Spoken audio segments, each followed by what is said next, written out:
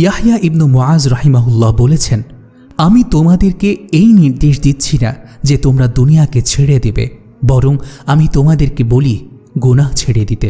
কেননা দুনিয়া পরিত্যাগ করা অর্থাৎ দুনিয়ার প্রতি অনাসক্ত হওয়া একটি অতিরিক্ত মর্যাদা প্রাপ্তির বিষয়, কিন্তু গুনাহ ছেড়ে দেওয়া হলো ফরজ।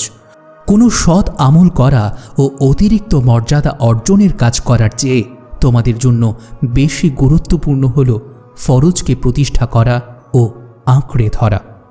প্রিয় মুসলিম, দুনিয়ার এই জীবনে স্পষ্টতই অনেক সম্পদ এবং আনন্দের উপকরণ রয়েছে। এখানকার খাদ্য, পানীয়, বস্ত্র, বাসস্থান সব কিছুই আল্লাহর দিকে মানুষের প্রত্যাবর্তনের প্রয়োজনীয় উপকরণ।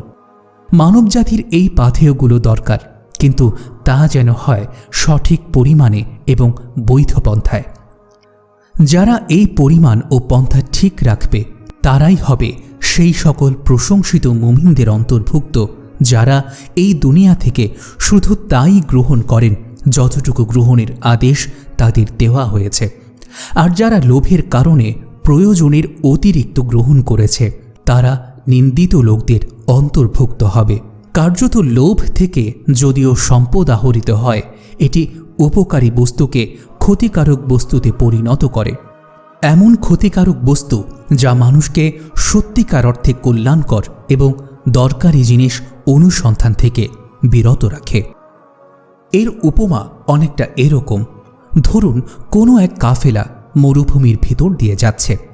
কাফেলার একজন যাত্রী তার উটকে পানি পান করানোর জন্য পানির উৎসের কাছে নিয়ে গেল এবং উটটি ঠিক মতো পানি পান করল কিনা সেদিকে সতর্ক দৃষ্টি রাখল, এমনকি তার নিজের এবং উটের খাওয়া দাওয়ার দিকেও নজর রাখল।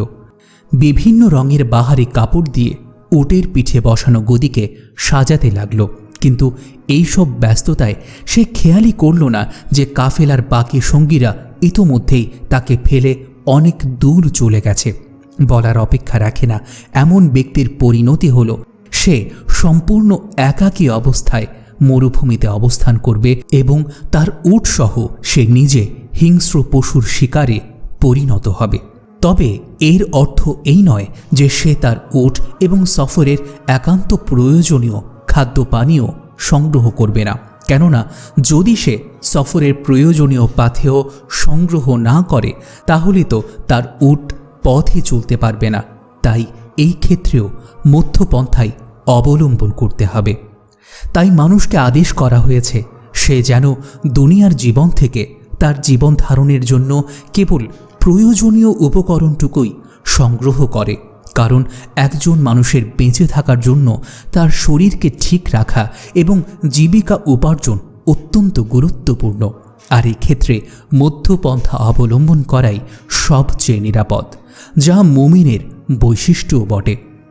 এই জীবনের সফর অব্যাহত রাখতে যা কিছু একান্ত প্রয়োজন কেবল তাই গ্রহণ করার আরেক নাম হল মধ্যপন্থা। যদি কেউ এই দুনিয়ায় তার নিজের প্রয়োজনে বৈধ কিছু কামনা করে যা কিনা বৈধ উপায়ে অর্জনও করা যায়, তবে সে চাহিদা পূরণে দোষের কিছু নেই। আউন ইবনে আবদুল্লাহ রাহিমাহুল্লাহ বলেছেন, অন্তরের ভেতর দুনিয়া এবং আখিরাতের অবস্থা হচ্ছে নিক্তির দুই পাল্লার মতো, যার একদিক বেশি ভারী হলে সেটি অপর পাল্লাকে হালকা করে দেয়।